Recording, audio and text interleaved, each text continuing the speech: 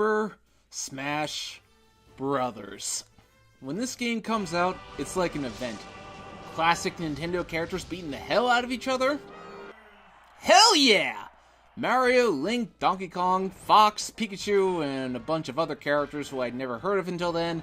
But the honest truth is, Smash didn't start off as just a big love letter to Nintendo's history. Masahiro Sakurai pitched the game as Dragon King, the fighting game, and featured generic fighters. But eventually, it warped into classic Nintendo characters, as well as newcomers like Pikachu, who actually was a new character at the time. As the series has expanded, the community has grown, and so has the series. I'm doing every Smash game in this video from 64 to Ultimate, so let's get started, shall we? The opening shows us a giant hand bringing these characters to life. Apparently they are toys in this game, which kind of applies to this whole series. The opening goes on to show us all of the characters, the worlds they inhabit. Weirdly, the end shows Mario facing off Kirby, which is a bit odd, considering that in later games, it would undoubtedly be Link who he was facing off against.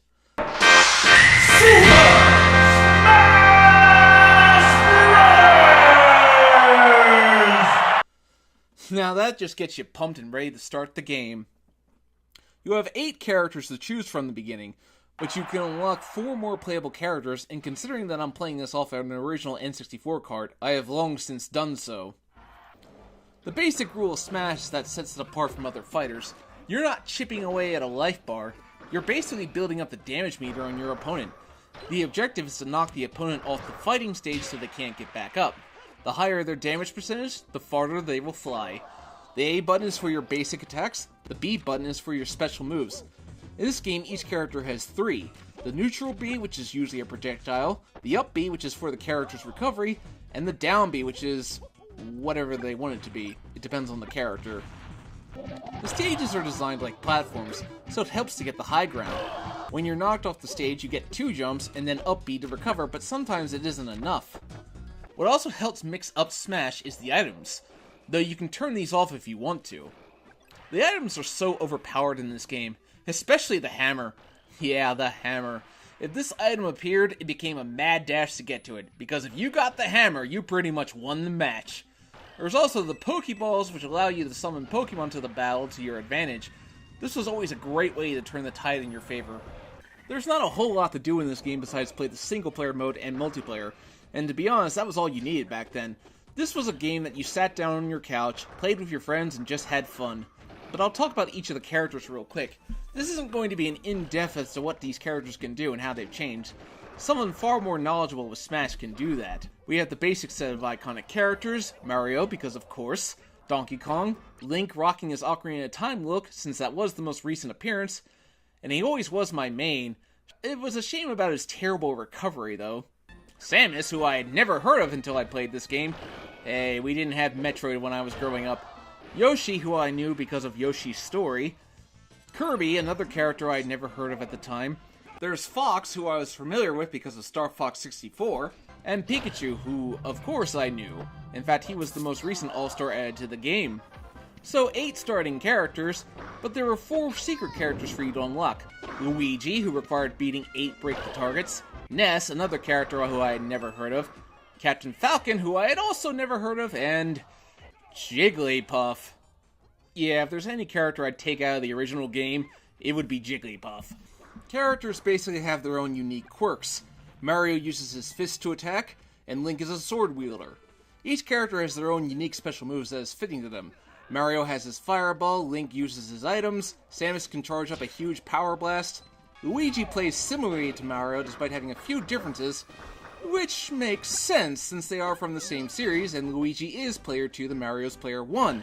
But nothing was more satisfying than hitting someone with Captain Falcon's punch. Yeah, you better believe I was a fan of Captain Falcon after that. He's even voiced by Ryu Horikawa, who voices Vegeta in the Japanese version of the Dragon Ball franchise. One thing I really love about this game are the sound effects, like whenever Pikachu uses thunder. Landing a blow, it all sounded so good. Of course, with presentation, it looks about as good as you'd expect for a Nintendo 64 game. Every character has a stage that represents them, at least the starters do. Super Mario Bros. Gets 2 stages since that is the main Nintendo franchise. I do enjoy the stages. They all have unique little quirks to them that make them stand out. If I have to criticize this game for anything, is that there's a lack of content, especially compared to later games. Aside from break the targets, which are all unique among characters, and board the platforms, and race to the finish, the only thing to do besides multiplayer is to go for the single player mode. There's not much variety. You always start off fighting Link, then you fight a giant Donkey Kong. You always fight Mario and Luigi, always fight Middle Mario, which is pretty easy since he's not too bright. But then you always get the final match.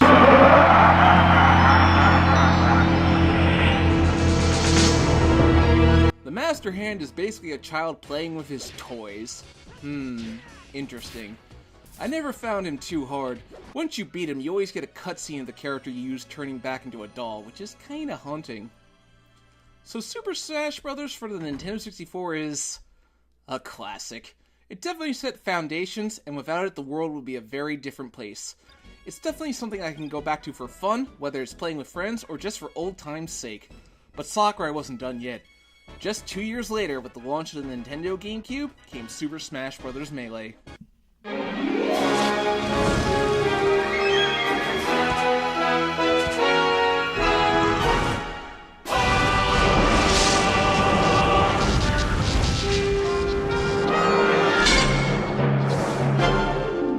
Yeah, I remember this game when I was a youngin' on the internet at the time.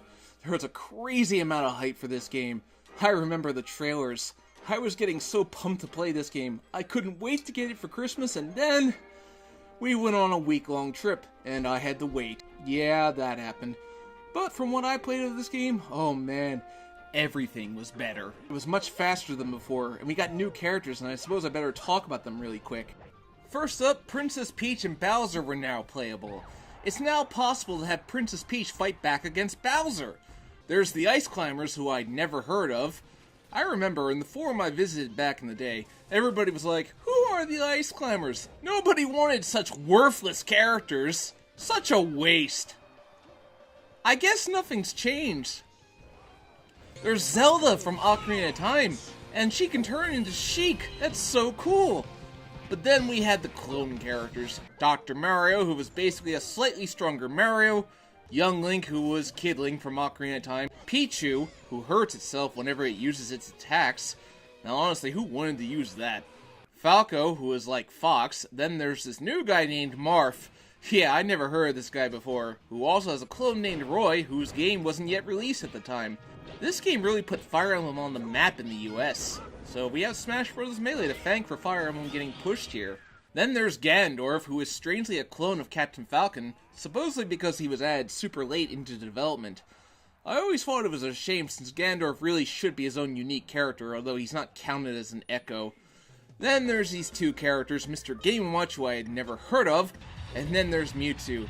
Yeah, I remember plugging all 4 controllers into the GameCube and waiting overnight for it to unlock. Oh man, I remember on the forum I visited at the time. I actually was the one who posted all the secret characters, and everybody was like, no, that's not real. I highly doubt those are the secret characters. But no, I was proven right.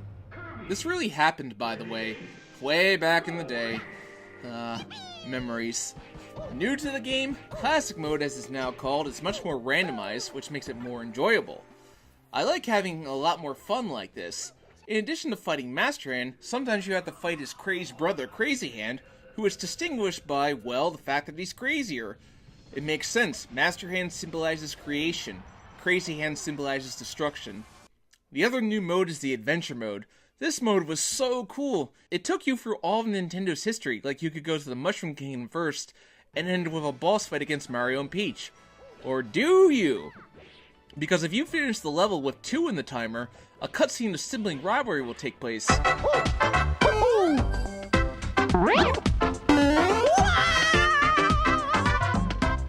I don't know why, but I find that awfully Carthric.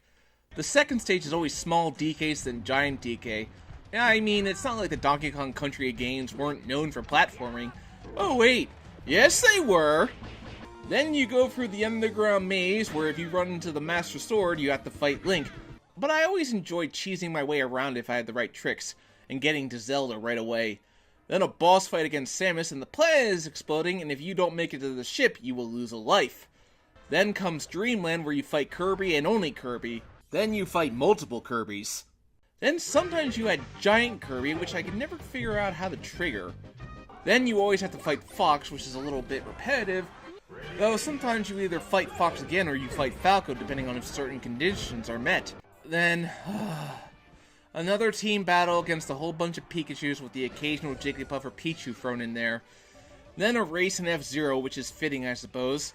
Then a boss fight against 3 Nesses. Yeah, Mother 3 wasn't out yet. Yeah, this is Icicle Mountain. From what I've played of Ice Climbers, this is pretty much the whole game, isn't it? Then a fight against fighting Polygons, but then you can fight Metal Mario and Metal Luigi, which is twice the artificial stupidity, because Luigi never thinks to use his up B to recover. Finally, that leaves the final fight against Bowser, and when you beat him...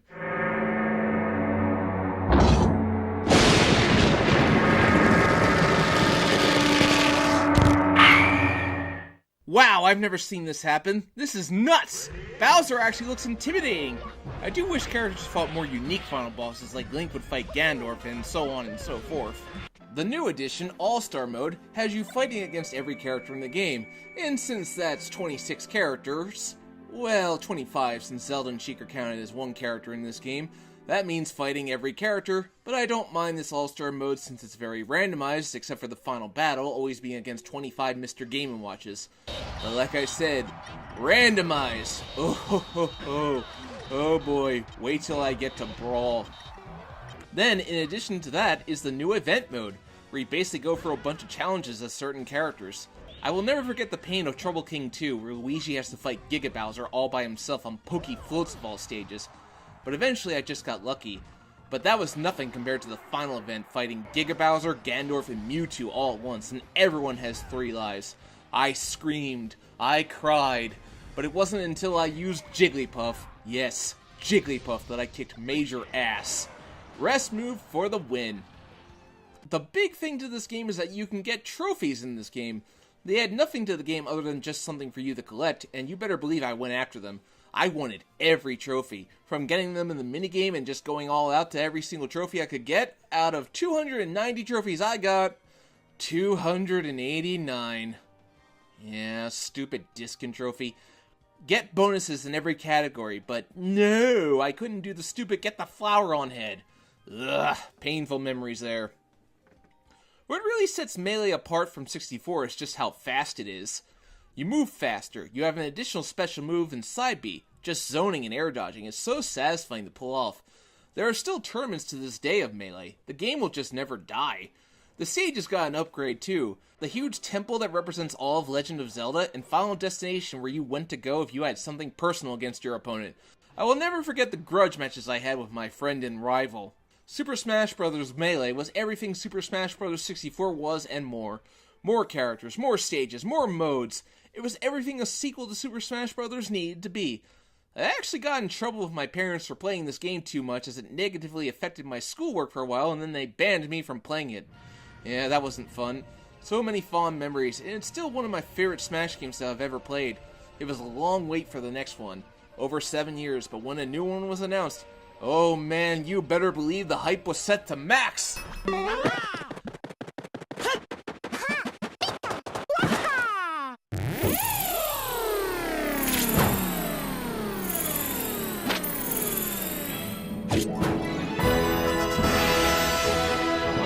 As I said, it was a long wait for the next one, but at E3 2006, we got our first share of what would come to be known as Super Smash Bros. Brawl. The first trailer showed so many new characters: Meta Knight, Pit, Zero Suit Samus, Wario. It wasn't much, but it was enough to get super pumped up. And then came this. スネーク、忙しいところすまないが、ビッグニュースだ。なんだ、また無茶を言うんじゃないだろうな。You've got to be kidding me. Solid Snake is joining Super Smash Bros.? This opens up so many possibilities. Then to add fuel to the fire was the Super Smash Bros. Dojo. Every day it would give us an update about the game. Nothing was more exciting than when a new character was revealed, be it a returning character or a new one. But then came that fateful day on October 10th, 2007.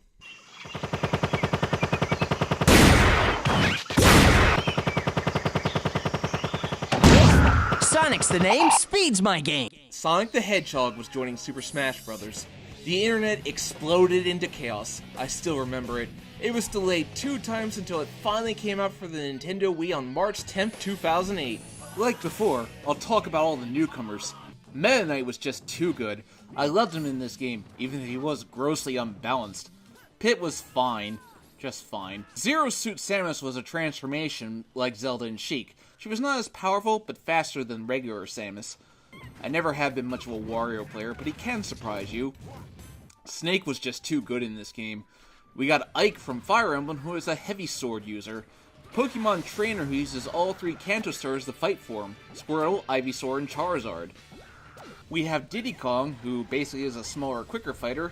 Lucas from the still not released in the US Mother 3. What are they going to call it when it does get released here? Earthbound 2? That'd be confusing. Sonic is speedy, but I've never been very good at him in this game. I think it's his lack of a good killing move. Then there's King Dedede, who is a big, slow hammer user. I've never liked using him. To round it off, we have Olimar finally making his playable appearance, who has always been meh to me. Lucario, who is basically like Mewtwo without being Mewtwo. Rob, a peripheral character, which is kind of fitting since he is part of Nintendo's history. Toon Link, who thanks to Brawl's muted color scheme doesn't look anything like Toon Link from the Wind Waker. Basically a replacement for Young Link. And finally we have Wolf, who if I remember correctly, back then everyone was like, Wolf? That's such a waste of a character slot. Yeah, it happens with every game. But not every character made the return. Young Link, Mewtwo, Pichu, Dr. Mario, Roy did not return for a second chance. Definitely a bit of a shame, but I never found it too upsetting. I mean, we now had 36 characters, more than any other previous Smash Brothers. The graphics was beautiful for the system, but unfortunately the color scheme feels a bit muted. Like they're trying to go too hard for realistic graphics. I do enjoy how detailed some of the characters now look. Mario's overalls look really detailed, especially when compared to previous games. The music is fantastic, and you can now collect CDs to collect more music, which I can't really show off since I've long since accomplished that. But the main theme is now orchestra, and it's incredibly beautiful. I just love the codec conversations that you can get with Snake on Shadow Moses. It's such a cute little touch, and as a Metal Gear fan, I enjoyed it a lot. The biggest draw was the Subspace Emissary, a whole fully fledged story mode, and this debuted months before Mortal Kombat vs. DC Universe did the same thing. Basically, the draw of the game is that the characters or trophies come to life, and if they get turned back into trophies, it's the equivalent of death. Seeing all of these characters come together in a big movie was like a dream come true. Although it should have been Link in this shot, not Kirby. There are so many little stories going on, and there's choice in the matter, like what princess you save at the beginning of the game, but they're only cosmetic. There are some revelations going on, such as the Ancient Minister, who's set up as the big bad, but is actually a sympathetic Rob. Well, you're led to think that once again Master Hand is the main villain. But the cutscenes are all rendered without dialogue, which makes it a little hard to tell what's going on. It does a good job of balancing out the characters with their own stories, I suppose. I do love the shot of Mario, Link, Kirby, Pit, and Yoshi. That was like video game Avengers years before Avengers was a thing. What I can say about the gameplay of the mode is that, unfortunately the mode is a little repetitive. Rather than taking you to various locations throughout Nintendo's history, we just get original locations and largely original enemies. But there are some original bosses in addition to some iconic Nintendo characters. I did 2 playthroughs of the mode for this video, one solo, one co-op. And it's definitely more fun and quicker to go through with a friend. This is also the best way to unlock all the characters. Eventually you're led into the final showdown. Everyone's been turned into a trophy by the real villain, Taboo. But King Dedede was able to turn himself, Luigi, and Ness back to normal. And it is up to these 3 to save the day. I do enjoy the scene where Link and Zelda convince Ganondorf to help them. It shows that while he's evil, he's not stupidly evil, and he knows when he has to be pragmatic. But this leads to the worst part of the whole Subspace Emissary, the Great Maze. I was wondering why my completion percentage was so small when I got to the final level, because at this part, you have to do the entire mode all over again. This is not how you do a final level. It just feels like they were cutting corners. The final boss, Taboo, starts off with Sonic showing up out of nowhere to save the day. Yeah, just where the hell have you been? The final boss can be challenging as he has one-hit kill moves, but nothing simple air dodges won't fix. So you beat Taboo and you think you're done, but for some reason 3 characters, Wolf, Jigglypuff, and Toon Link, have to be unlocked after you complete the main story, which was kind of odd. I can kind of understand Toon Link, but Wolf should have been in the story. Classic mode is back, and unfortunately it's the worst version of the mode that Smash has to offer in my opinion. Sure, 64's classic mode had you fighting the same characters in the same order, but there was only 12 characters, so it wasn't that bad. Now there's 36 characters, and that means Stage 1, you're fighting someone from Zelda. Stage 2, you're fighting someone from Yoshi or Donkey Kong. Stage 3, you fight someone from Pokemon. Stage 4, Fire Emblem or Earthbound. Stage 5, Kirby. Stage 6, Metroid or Pikmin. Stage 7, Star Fox or F-Zero. Stage 8, Super Mario Bros. Stage 9, Game & Watch, Kid Icarus, Ice Climbers, or Rob Stage. Stage 10, Wario, Sonic, or Metal Gear. Stage 11, Random Free-For-All.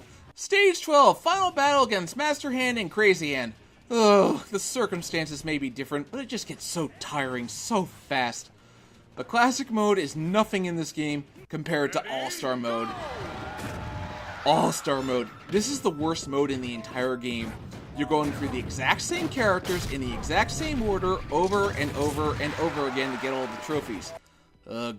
I swear, doing all these characters in the exact same order that their series was introduced in is beyond frustrating and irritating. All to just get a trophy at the end of the game, and yes, I did them all. Now I don't ever have to do it again. Thank goodness. Event Match was back, and it was much easier this time around. In fact, I did it within an hour, actually. The final battle against Giant, Mario, Sonic, and Snake is a lot easier than its melee counterpart. You can pretty much use whoever you want to beat this event. So I guess in that regard, it's disappointing. What's new to the game are assist trophies, which basically lets characters who aren't playable in the game get some action, but this does mean that those characters can't be playable. But what was most important was the final Smash Ball. What became epic fights to the death suddenly became, get it! Get the Smash Ball! And unleashing your ultimate attack! I can see why they were banned though, they were just too powerful. What I will say about Brawl is that it feels slower than Melee, more methodical. It's just much more clumsier, and, well, it's a reason I don't go back to Brawl very often. In addition to the returning trophies, you got a whole bunch of new modes too. Multi-man battles are back, which meant I was back to doing Donkey Kong's down B for most of them. But you have Stage Builder, which lets you create your own stages, even though I always felt the mode was limited by comparison, and I was never able to create anything too creative. But in addition to the trophies, you have stickers, which are just meaningless little things you can attach to your fighter to power them up. I've never been able to get them all, though. Ugh, they just get so random as to when you get new ones. Ugh. This was also the first game to have online play, but I can't show it off because Wii services have long since been rendered defunct, but it was never good. Matches would freeze, and you'd get kicked out of them repeatedly. It was just an absolute nightmare of a mode to play, and you couldn't turn off items, so people who just wanted to play to prove who was the superior warrior were out of luck. While Melee was geared for the hardcore competitive crowd, perhaps a little too much so, Brawl did the opposite. It was catered too much to the casual crowd, those who play Smash Bros. To just have fun. With fighting games, you need to find a good balance between casual and competitive. So Brawl was a letdown, but it still satisfied our needs for a new Smash Bros. But we wouldn't have to wait too much longer till our next Smash helping. It's time now for a new HD Super Smash Bros. Game.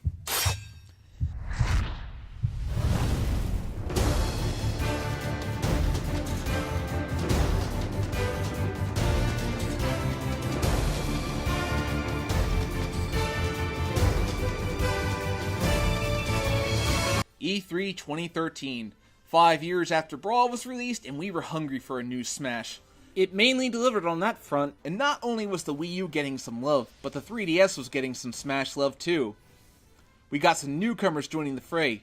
Nothing made me happier than seeing Mega Man joining the fray, proving that there was still a lot of love for the Blue Bomber during his hiatus. The wait wasn't as painful, even though the game was announced a full year ahead of schedule. In October 2014, the 3DS version was released, with the Wii U version following a month later in November. I'll be talking about both versions, but let's start with the new characters. To start off, we have Villager from Animal Crossing, a series that I've never played to be perfectly honest with you. I never liked using him, but his bowling ball does pack a punch. Mega Man is versatile, I'll give him that.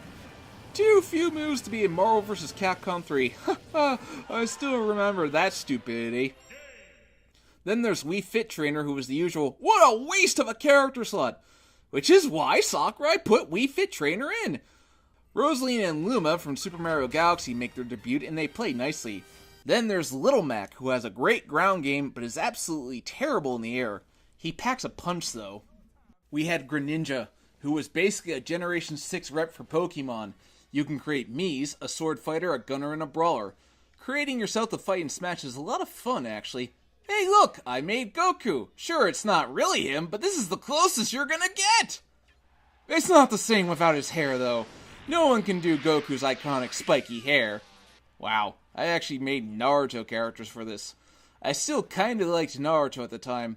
Actually, this was around the time that Naruto was ending, which was, well... that's a story for another time. Palutena from Kid Icarus made it in, which reminds me I need to play those games, but I never could get very far in the original.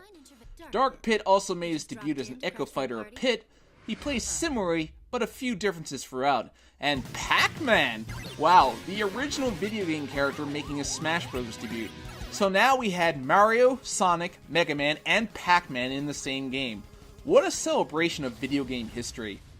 Then we got introduced to two characters from Fire Emblem Awakening. Robin, who is actually a magic user, and Lucina, who is basically a clone of Marth. Shulk from Xenoblade Chronicles, who I actually really enjoy using. Bowser Jr., who uses the Koopa cart to fight, which is pretty unique. And Duck Hunt, rounding out the obscure NES characters. So all in all, that's 51 total characters. We have gone over 50! Some characters unfortunately didn't make the cut, though some returned, like Dr. Mario. Ice Climbers didn't make it in due to problems with the 3DS version being unable to handle them. More on that in a bit. But it wasn't to stop there. We would be getting DLC characters. Starting with the returning Mewtwo, we got Roy from Melee back, Lucas from Brawl came back, and Ryu from Street Fighter?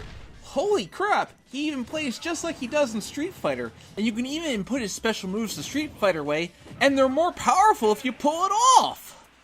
But then I remember that direct that came November 2015. We waited to see who was coming to Smash.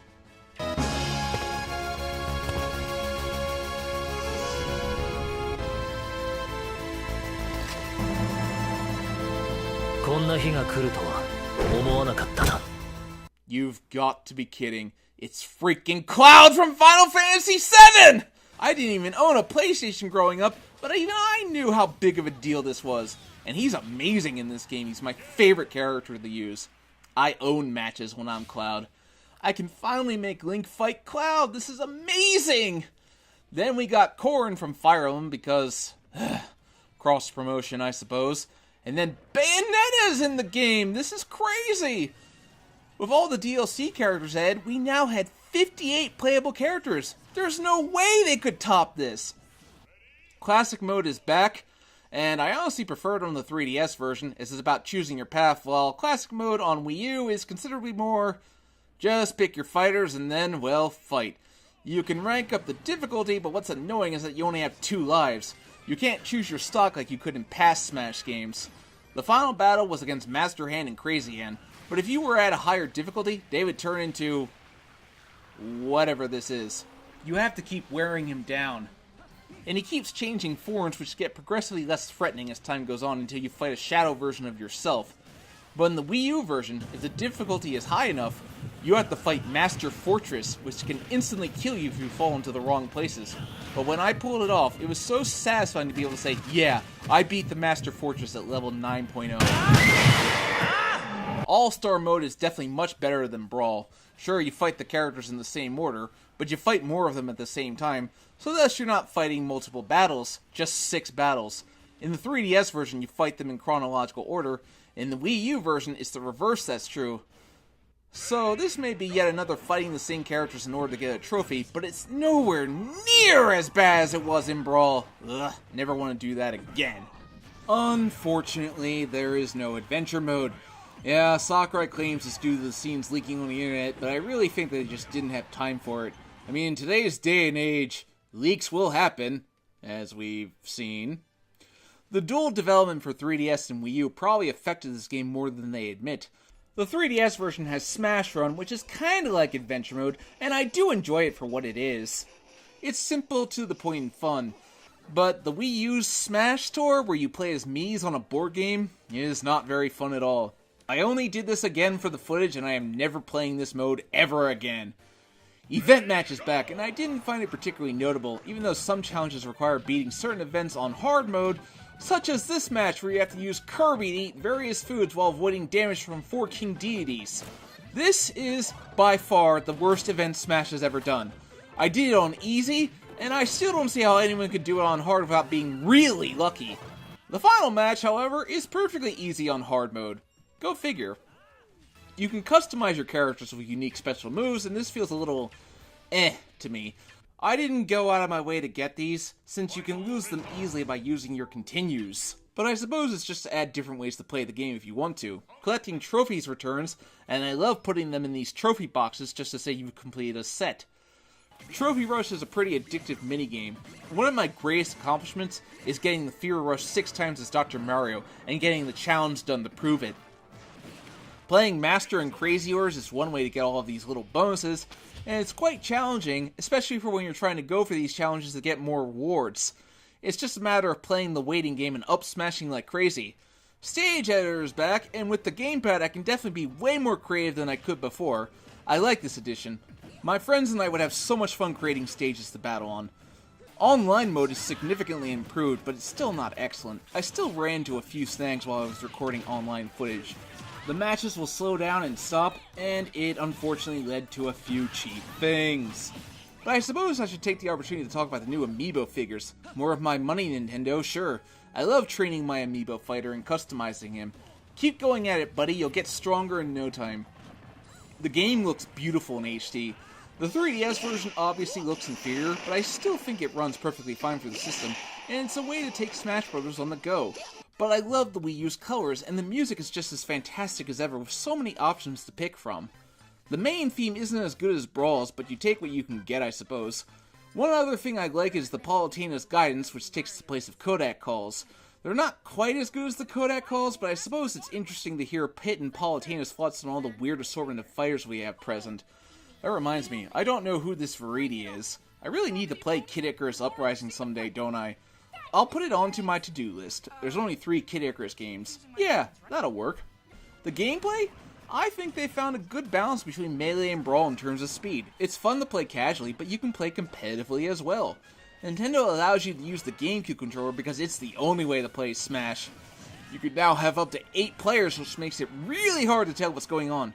Nothing is more satisfying than when you get a twinkle in the star KO or when your opponent hits the TV screen. A lot of characters got good buffs too. Link is now actually good to use competitively.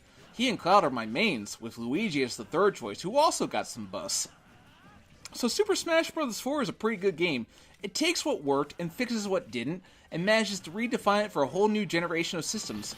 But it wouldn't be too long until we got our taste of the new Smash Bros.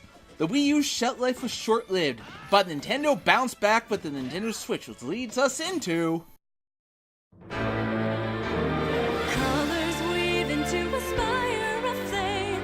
Distant sparks call to a past still unnamed. Bear this torch against the cold of the night. Search your soul and reawaken the undying light. It wasn't that long of a wait for this one. March of 2018, earlier this year, we got our first tease of what was coming, and then at E3 we got the full blowout. This Smash Bros. Was going to have everyone from the previous games. Even Young Link and Toon Link, which always seemed redundant, but hey, everyone was back. Plus new fighters, including some heavily requested ones that I'm going to talk about real quick. There will be spoilers throughout this part of the review, so I will put timestamps accordingly, but be forewarned. For the new characters, first up is the Inklings from Splatoon, and they play pretty much like they did in their own games, which is appropriate. We have Ridley finally making his big debut as a playable character, which meant he had to be shrunken down from how he usually is, which had to happen. But the one I was most excited for, Simon Belmont from Castlevania, and he is a beast in this game. His whip has incredible reach. In fact, during one of my first versus matches with my friends, my friend got him from random, and I told him, he's good, just watch. And after the match, my friend could only say, damn! He also has Richter as an Echo, and I haven't really found too much of a difference between Simon and Richter, but Simon is way more badass than Richter. Fight me on that. King K. Rool is also just a heavy beast. I love using him. And then to top it off, we got Crom, who is basically like Roy, but with Ike's recovery, and Dark Samus, who floats instead of runs. Then Isabelle, who I'm not familiar with, but I also kinda like her. Her fishing rod is very useful. Then finally we have Ken, who plays like he did in Street Fighter 2 with a few differences from Ryu and Incineroar, who is actually kind of fun to use because he's a grappler. Shame about his recovery. However, before we begin, you'll notice that your character roster is very thin. In fact, you only have the original starting 8, so to get all 70 fighters, you're going to have to grind a lot. The characters are all in a set order, so you have to find ways to make it fast. I was using a GameCube controller, so I couldn't exit out of the game and come back in. This is a process that fighting games have largely moved away from due to them becoming major tournament fighters. I do admit unlocking characters was part of the experience back in the day. I remember unlocking characters in Mortal Kombat. But I think for what it is, the progression in this game is flawed. I wish it wasn't so many, but it is what it is, I suppose. So, I suppose I can take it for just this once. First up, I'll talk about Classic Mode, and this is probably the best Classic Mode Smash has ever had. Each fighter has their own unique path, and unique fighters, like how Dr. Mario will always fight red, blue, and yellow versions of other fighters, and Link has to face off against Dark Link at the end of his path. Each fighter has their own unique final boss, which is a real treat. It's more of what I wanted, even though a lot of characters just fight Master Hand and Crazy Hand, which is a little tiring. Some characters fight unique final bosses, like Bayonetta fighting Giant Palutena, but I'd say Cloud should have fought Sephiroth or any kind of creature from Final Fantasy. I mean, they have the summons from Final Fantasy VII, so maybe he could fight Odin or something. Thanks, Square Enix. I really need to do a separate video calling you out on your stinginess. Not worth it. I'm pretty much doing it here. Sonic should have fought Dr. Eggman, and Mega Man kind of fights Dr. Wily, though I'm surprised he didn't fight Yellow Devil with the Dr. Wily assist trophy helping him. Oh well, it is a nice nod to Mega Man 2 where Wily seemingly turned into an alien. The thing about Classic Mode, for the very first time I didn't say, no more? Thank goodness. I said, aww, no more? I really hope DLC characters get their own classics. What I was especially relieved about was All-Star Mode. I didn't have to do it with every single character, it was just part of Mod Smash, which was such a relief. Century Mash is the same as ever, just keep spamming the same attack, and continue doing so until you finally wear them down. Although I came very close to throwing out my controller when I had to do it with Wolf. Little pot shots, they build up, and all it takes is one lucky shot to undo all of your work. Ugh. As for the new thing, spirits, well, they're just pieces of artwork with a misty orb around them to make you think they're special. I imagine this was much easier than designing trophies. Every series is represented. So many characters from Metal Gear, Zelda, Castlevania, Mega Man, Sonic, Mario, and none from Final Fantasy. Square Enix, I hate you. Every fighter spirit is from a different artwork, which I appreciate. Except Cloud, he's just his ultimate artwork. Seriously, Square, you couldn't even donate Cloud's artwork from Final Fantasy VII? It's just a piece of artwork. I'll even put it in. See, it took me like 2 seconds to put this in. Collecting them is fine, as all you have to do is hit them with the gun at the right time, which is easier said than done at times, but I'll take it. The presentation is gorgeous. All these stages in HD is such a great treat. The music is just fantastic. Such great tracks, original and remixed. Except for Final Fantasy, only 2 tracks. Ugh, Square Enix, I hate you! The voices are all really well done. Everybody is dubbed into English except for Cloud because apparently Steve Burton is a union voice actor and he can't do voice work for Smash because it's non-union. That's what people keep saying, but I've never been able to find any proof that that's actually true. The sound effects are just awesome, almost as good as the original. Unfortunately, I can't say very many good things about the online mode. It was fine when I did one-on-one battles, but when doing 4-player battles, things started to get laggy.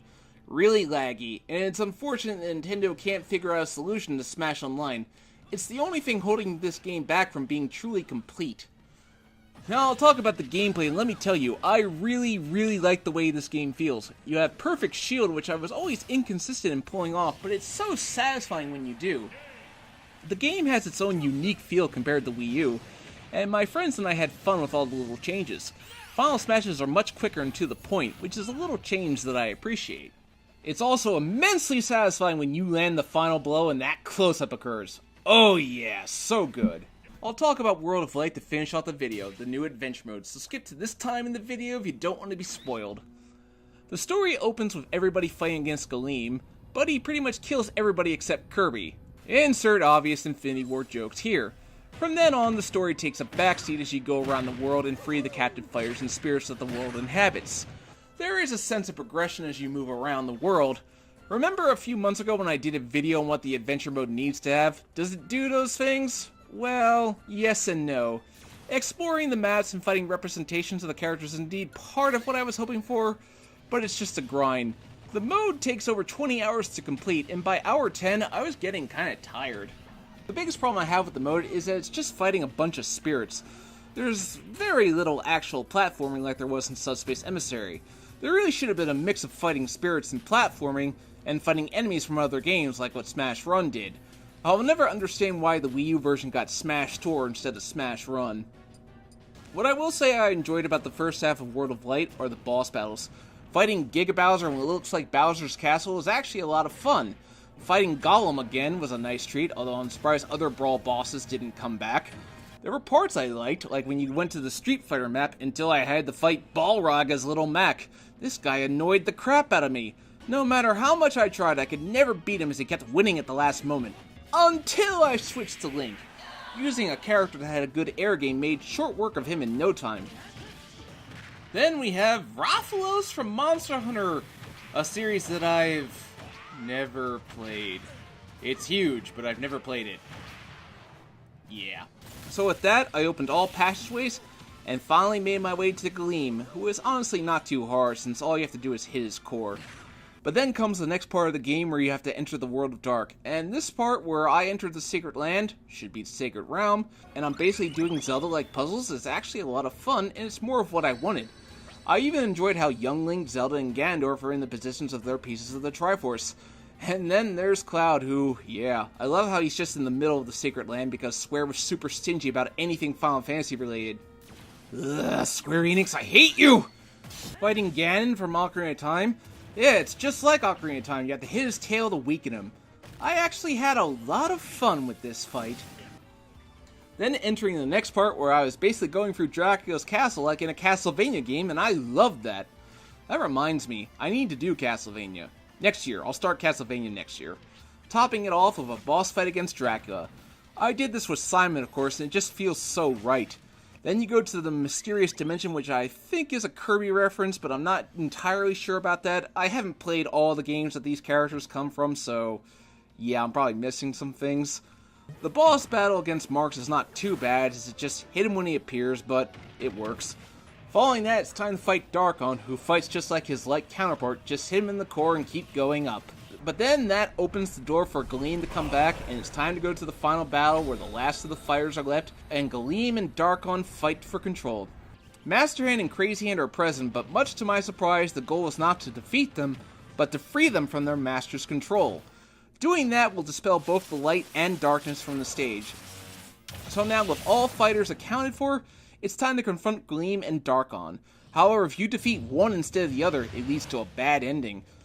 Galeem will envelop the world in light, and everybody will die if you defeat just Darkon. But if you defeat Galeem, then Darkon will cover the world in darkness and everybody dies. They weren't kidding when they said that was dark. But the key to get the true ending is not to side heavily towards light or dark, but rather to find a balance between them.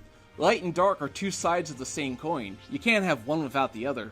Then comes the final segment where you have to climb up the platforms. Where was this until now? But now comes a bit more of a grind as you have to fight every single boss again. Oh, not what I call fun. But then comes the final boss. The dual fight against Galeem and Darkon, and they're fighting against each other as much as they're fighting you, so when you weaken them, they will attack the other for massive damage. It's definitely a grind, but when you finally defeat both, light and dark will merge and the spirits will be set free.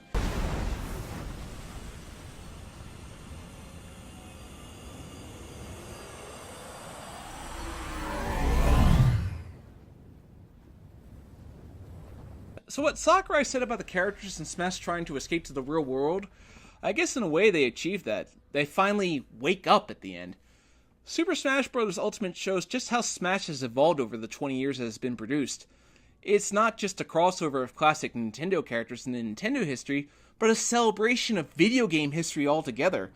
This isn't the end of the journey yet. I imagine there will be another Smash game many years from now, and there's still the DLC characters to come, and I will talk about them when they're all released. But for now, I'm signing off and leaving you with a montage. Here's to smashing for many years to come.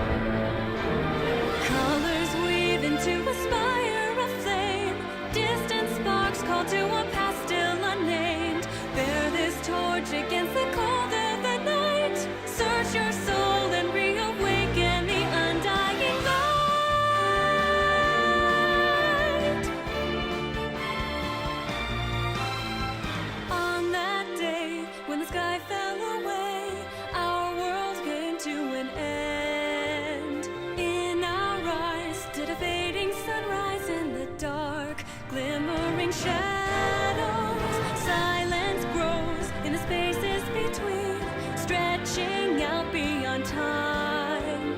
Rising up as a chorus of souls finds a voice, flickering through the void. These little sparks cling on to life.